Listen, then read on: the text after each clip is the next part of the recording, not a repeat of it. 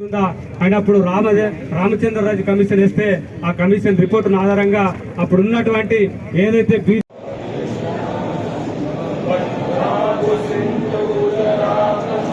వాజ్పేయి గారు దేశంలో మరి ప్రధానమంత్రి ఉన్నారు.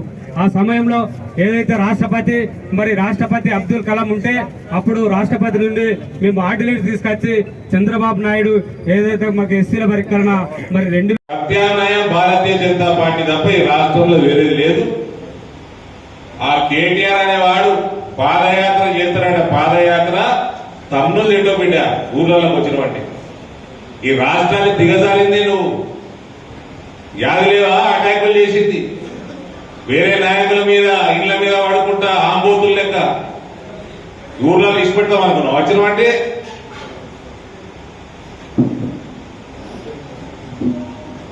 కళ్ళు నెత్తికెక్కిన పాలన చూసి 10 ఏళ్ళు నీ అయ్యేది నీది. ఎట్టి పరిస్థితుల్లో హిందూ రాష్ట్ర స్థాపన తెలంగాణ రాష్ట్రంలో చేయాల్సిందే. లోకల్ బాడీ ఎన్నికలలో ఎప్పుడు పెట్టినా ఇందూరు పార్లమెంట్ లో భారతీయ జనతా పార్టీ తడాలా చూపిస్తుంది. ఇదే ఉత్సాహంతో నా రిక్వెస్ట్ అందరితోటి ఎక్కడైనా చాలా వెనుకబడినదో మెంబర్షిప్ దయచేసి ఆ మండలాలన్నీ కూడా ఇమీడియట్ గా ఈ మీటింగ్ కాగానే కొంచెం దృష్టి సారించండి. నాయకులందరూ దృష్టి సారించండి.